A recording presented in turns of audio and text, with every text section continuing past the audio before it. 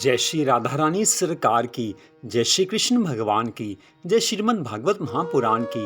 मंदिर श्री बंसी वाले महात्मा यूट्यूब चैनल की ओर से हम आप सभी भक्तों का हार्दिक अभिनंदन करते हैं। आज हम आपको सुनाने जा रहे हैं श्रीमद् भागवत महापुराण के 10वें स्कंद के दूसरे अध्याय की परम पावन कथा। इस अध्याय का नाम है भगवान का देवकी के गर्भ में आना और देवताओं द्वारा उनकी स्तुति करना। बोल श्री राधा कृष्ण भगवान की जय। बोल श्रीमद् भागवत महापुराण की जय। पिछले अध्याय की कथा में आपने सुना था कि किस प्रकार कंस अपने सब राक्षसों को कहता है, सब असुरों को कहता है कि आप सब गोकुल में जाकर, मथुरा में जाकर वहां जितने भी बच्चे मिले उन सब को मार डालना। अब उससे आगे की कथा। श्री सुखदेव जी महाराज कहने लगे हैं, हे राजा परीक्षित, प्रलंबासुर, अघासुर, बकासुर, चाणूर आदि मल्ल और पूतना, केशी आदि समस्त राक्षस कंस की सहायता के लिए ब्रज भूमि में जाकर यादवों का विनाश करने लगे हैं। तत्पश्चात जो यदुवंशी शेष बचे वे सब मथुरा को छोड़कर अपने परिवारों सहित कुरु, पांचाल आदि देशों में जाकर रहने लगे। वसुदेव जी ने अपनी पत्नी रोहिणी को अपने मित्र नंद जी के यहाँ पहुंचा दिया। जब दुष्ट कंस ने यदुवंश में जन्म लेने वाले देवताओं और ऋषियों को बहुत सताकर वसुदेव जी के 6 पुत्रों का वध करा दिया, तब देवकी और वसुदेव जी ने भगवान श्री नारायण जी की बड़ी सुंदर स्तुति की है। दीन दयालु कृपा हरि, अशरण शरण महान, यह नैया डूबन चाहत, रक्षा करिए आन। हे करुणा निधान प्रभु, दुष्ट कंस ने हमारे सभी पुत्रों को मार डाला है, इसलिए अब हम आपकी शरण में हैं। आप शीघ्र ही हमें इस दुष्ट से मुक्त कराने की कृपा कीजिए, क्योंकि हमें आपके सिवाय अन्य और किसी का भरोसा नहीं है। आप ही हमारे इष्ट देव हैं, आप ही हमारे सर्वस्व हैं। आपके सिवा हम और किसी की शरण में नहीं जा सकते। जब देवकी वसुदेव ने इस प्रकार प्रार्थना की है, तब केशव भगवान ने अपने मन मंदिर में ये विचार किया है कि देवता और ऋषि मुनि तो ब्रज भूमि में जन्म ले चुके हैं, अतः अब हमको भी वसुदेव जी के यहाँ अवतार लेना चाहिए। ऐसा विचार करके भगवान श्री कृष्ण ने शेषावतार बलराम जी को देवकी के उदर में भेज दिया। तत्पश्चात जब भगवान ने अपनी भ्रकुटी द्वारा देवी स्वरूप योग माया को उत्पन्न किया, तब योग माया हाथ जोड़कर भगवान के सम्मुख उपस्थित हुई है।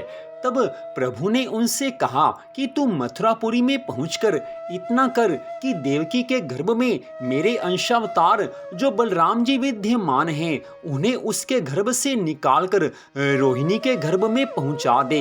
इस काम को करने पर तू कलयुग में दुर्गा के नाम से विख्यात होगी और संसारिक लोग तेरी आराधना और पूजा करके अपनी मनोकामनाओं को पूरा किया करेंगे। संसार में बलराम जी संकर्षण आदि कई नामों से पूजे जाएंगे और तू भी नव दुर्गाओं के नाम से सेवित होगी। इस काम को करने के बाद तू भी यशोदा जी के गर्भ से जन्म ले लेना। ये राजा परीक्षित, श्री नारायण जी की आज्ञा सुनकर योग माया ने आज भगवान के चरणों में प्रणाम किया है। मोहिनी रूप धारण करके मथुरापुरी में आज योग माया आई है। आज योग माया प्रसन्न है कि उनको ठाकुर जी की सेवा करने का अवसर मिला है। जो भगवान के सच्चे भक्त होते हैं, चाहे वो देवी देवता हों, चाहे वो मनुष्य हों, चाहे ऋषि मुनि हों, अगर उन्हें भगवान की सेवा करने का सौभाग्य मिलता है तो उनको बड़ी प्रसन्नता होती है।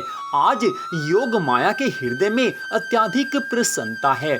ठाकुर जी की आज आज्ञा का वो पालन करने लगी हैं, और जिसको ठाकुर जी कोई आज्ञा दे और उस समय उसके मन में क्या भावना होती है, ये तो वही भक्त जान सकता है। तो आज योग माया ने देवकी के गर्भ से बलराम जी को निकालकर रोहिणी के गर्भ में पहुंचा दिया, जो नंद जी के घर में रह रही थी। परंतु रोहिणी को इस विषय में कुछ भी बात मालूम नहीं हुई। तत्पश्चात योग माया ने देवकी और वसुदेव जी को यह स्वप्न दिया कि मैंने तुम्हारे गर्भ के बालक को निकालकर रोहिणी के गर्भ में पहुंचा दिया है। इस स्वप्न को देखकर देवकी वसुदेव जग गए हैं और आपस में कहने लगे हैं कि यह तो परमात्मा ने बड़ा ही अच्छा किया जो हमारा बालक रोहिणी के गर्भ में पहुंचा दिया, परंतु हमें अब गर्भ में स्थित बालक के गिर जाने की खबर कंस को भिजवा देनी चाहिए। यह सोचकर वसुदेव जी ने कारागार के एक पहरेदार के द्वारा कंस के पास देवकी के गर्भपात होने की खबर भिजवा दी। यह समाचार सुनकर कंस ने बड़े ही प्रसन्न होते हुए पहरेदारों को यह आदेश दिया है कि अब तुम देवकी के 8वें गर्भ का विशेष ध्यान रखकर उसके बालक का समाचार शीघ्र ही मुझे आकर सुनाना, ताकि मैं उसे तुरंत ही मार डालूं और उसी के कारण मेरे को भय बना हुआ है। इसलिए जैसे ही देवकी के 8वें गर्भ से संतान उत्पन्न हो उसी समय मुझे आकर बता देना। कंस मन में ये सोच रहा है कि देवकी के 8वें बालक को मैं मार डालूंगा, लेकिन वो ये जानता नहीं है कि परमपिता परमात्मा ही तो स्वयं देवकी के गर्भ से अवतार लेने वाले हैं और कंस को मारना, कंस का वध करना भगवान की लीलाओं में से एक मुख्य लीला है। वैसे तो भगवान केवल कंस को मारने के लिए अवतार नहीं लेने वाले थे, भगवान तो अपने भक्तों को अपनी सुंदर लीलाओं का सुख देने के लिए इस धरती पर अवतार लेते हैं। लेकिन कंस का वध करना भी भगवान की लीलाओं का एक हिस्सा था। कंस तो ये सोच रहा है कि भगवान को मार डालूंगा, लेकिन उसको नहीं पता कि जो सारी सृष्टि के रचयिता हैं, सारी सृष्टि का पालन करने वाले हैं, सारी सृष्टि का संहार करने वाले हैं, वे श्री कृष्ण उसका वध करने वाले हैं। कंस ये बात नहीं सोच रहा। कहते हैं ना कि जो धर्म कार्यों में लगा होता है वही भगवान के बारे में सोच सकता है, वही भगवान की भक्ति कर सकता है और उसी को भगवान की भक्ति से ज्ञान मिलता है। लेकिन कंस भगवान का भक्त नहीं था, वो धर्म के रास्ते पर नहीं चलता था, उसके सारे जीवन में अधर्म के कार्य हुए पड़े थे। इसलिए अब उसका समय आ पहुंचा था कि अब उसके जीवन की लीला को समाप्त किया जाए। भगवान ने तो अवतार ग्रहण करके कंस का वध करना था, लेकिन कंस मन ही मन प्रसन्न हो रहा था। जैसी प्रभु की लीला होती है सभी उसी के अनुसार कार्य करने लगते हैं, लेकिन भगवान अपने भक्तों की सदा रक्षा करते हैं। देवकी और वसुदेव जी की भगवान ने पल पल रक्षा की है और कंस ने देवकी वसुदेव जी की जिन संतानों को मार दिया है वो भी आगे चलकर प्रभु उनको जीवित करके वापस से ले आएंगे। भगवान तो अपने सच्चे भक्तों को सुख देने वाले हैं और यहाँ तो भगवान के जो माता पिता हैं देवकी वसुदेव हैं, उनकी सभी इच्छाओं को पूरा तो भगवान अपने आप करेंगे। एक साधारण भक्त जो भगवान श्री कृष्ण जी की भक्ति करता है भगवान उसको भी सुख पहुंचाते हैं, उसकी मनोकामनाओं की पूर्ति करते हैं। तो यहाँ तो देवकी वसुदेव जी के यहाँ भगवान ने स्वयं अवतार लेना था, इसलिए देवकी और वसुदेव जी की रक्षा तो भगवान ने करनी ही थी। हमारे जीवन में भी जब कभी संकट, दुख, मुसीबत आए, कभी मन में कोई चिंता हो, ऐसा कुछ भी मन में चल रहा हो जिसके कारण हमें शांति ना मिल रही हो, उसी समय भगवान के चरणों का ध्यान करके मन ही मन भगवान श्री राधा कृष्ण जी से प्रार्थना करनी चाहिए कि हे प्रभु, आप तो सबके दुखों को दूर करने वाले हैं, आप अपने भक्तों की चिंताओं को हर लेते हैं, आप तो सदा अपने भक्तों की रक्षा करते हैं। इस समय मेरी भी आप रक्षा कीजिए, मुझे इस दुख से छुड़ाइए जो कि मेरे साथ पल पल लगा हुआ है, मुझे कष्टों से, मुझे मुसीबतों से बचाइए ताकि मेरे मन को शांति मिल सके। मेरे मन में जो अशांति बनी हुई है उस अशांति को दूर करके मेरे मन को शांत कीजिए। हे प्रभु, आप कृपा करेंगे तो मेरा मन शांत हो जाएगा और शांत मन से मैं आपकी भक्ति कर सकूंगा। ऐसी प्रार्थना प्रतिपल भगवान से करनी चाहिए। भगवान तो अपने भक्तों की प्रार्थना को स्वीकार करते हैं। चाहे जीवन में सुख आए चाहे दुख आए, भगवान से प्रार्थना करते रहना चाहिए। दुख या सुख जो भी हमें मिलते हैं वो हमारे ही कर्मों का फल हैं, लेकिन दुख में इसलिए भगवान को याद रखें, इसलिए प्रार्थना करें कि भगवान हमारे दुखों को दूर करें। और सुख के समय में भगवान को याद अवश्य करना चाहिए, उनसे प्रार्थना करनी चाहिए कि हे प्रभु, आपकी कृपा से मुझे सुख संपत्ति आनंद मिला हुआ है। इतनी कृपा करना कि मेरा मन आपके चरण कमलों का ध्यान नहीं छोड़ सके। अगर आपकी याद में भूल जाऊंगा, आपको याद नहीं रखूंगा, तो मेरे जीवन में आगे दुख ही दुख आएंगे। इसलिए हे प्रभु, यद्यपि आपने मुझे सुख दिया है, फिर भी आप अपनी याद मुझे देते रहिए। आपको मैं सदा याद करूं, आपका नाम जाप करता रहूं, आपका संकीर्तन करता रहूं। इस प्रकार सुख के समय में भी भगवान से प्रार्थना करते रहना चाहिए। इस तरह दुख आए या सुख आए, ठाकुर जी की याद सदा करते रहना चाहिए। फिर से कथा में प्रवेश करते हैं। श्री सुखदेव जी महाराज राजा परीक्षित से कहने लगे हैं, हे राजन, भाद्रपद मास के कृष्ण पक्ष की छठी को श्री बलराम जी गोकुल में रोहिणी जी के गर्भ से प्रकट हुए और स्वयं योग माया यशोदा के गर्भ में जाकर उपस्थित हुई है। उधर भगवान श्री श्याम सुंदर भी अब देवकी के उदर में आ उपस्थित हुए। हे परीक्षित, कारागृह में जाने के एक दिन पहले देवकी जी श्री हरि भगवान के निमित्त व्रत रखकर यमुना स्नान करने को गई थी। वहां यमुना तट पर यशोदा जी से भेंट हो गई। उस समय उन दोनों में कंस के अत्याचार के बारे में बातें हुई और यशोदा जी देवकी जी से कहने लगी हैं कि मैं तुझे अपना पुत्र देकर तेरे पुत्र का पोषण अपने यहाँ कर लूंगी। अस्तु, जब देवकी ने 8वां गर्भ धारण किया, उस समय कंस के कारागृह के चारों तरफ बड़े बड़े दैत्य पहरा दे रहे थे और वसुदेव जी से यह बोले कि तुम अपने मन में किसी तरह का छिपाव ना करके जैसे ही देवकी का यह बालक उत्पन्न हो जाए वैसे ही तुरंत मेरे समीप भेज देना, क्योंकि तुम्हारी बातों पर विश्वास करके ही मैंने देवकी को नहीं मारा है।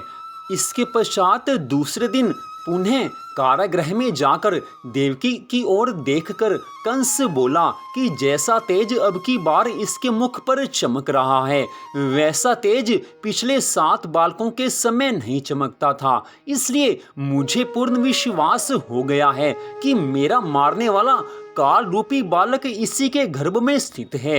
वैसे तो देवकी को मारने में तनिक भी मुझे देर नहीं लगती, लेकिन यह सोचकर नहीं मारता हूँ कि ऐसा प्रतापी राजा होकर गर्भवती स्त्री पर हाथ उठाना ठीक नहीं है।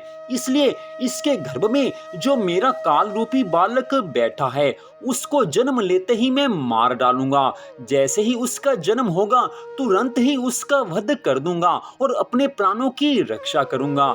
इतनी बात कहकर कंस बाहर आकर अपने पहरेदारों से बोला है कि जैसे ही बालक पैदा हो वैसे ही तुरंत मेरे लिए उसकी सूचना दे देना। इस बात में थोड़ी सी भी असावधानी नहीं होनी चाहिए। कंस इस तरह नित्य प्रति वहां आता तो उसे वही अपने शत्रु श्री कृष्णचंद्र जी की प्रतिभा साक्षात दृष्टिगोचर होती थी, जिससे वह बहुत ही भयभीत रहता था। तत्पश्चात जब भगवान श्री कृष्ण जी के अवतार लेने का समय आ गया, तब प्रभु ने देवकी और वसुदेव जी को यह स्वप्न दिया है कि आप लोग डरो मत, शीघ्र ही आकर आपको इस दुष्ट कंस के बंधन से मुक्त करूंगा। इस स्वप्न को देखकर वसुदेव जी और देवकी माँ अति प्रसन्न हुई हैं। उनके मन में प्रसन्नता का अनुभव हुआ है। उनको ये विश्वास हो चुका था कि अब तो भगवान का अवतार होने वाला है, अब हमारे दुख के दिन कट जाएंगे, अब तो हमारे जीवन में सुख आ जाएगा। अब भगवान रक्षा करने वाले हैं तो हमें चिंता की क्या बात है। अब ठाकुर जी हमारे यहाँ अवतार लेंगे।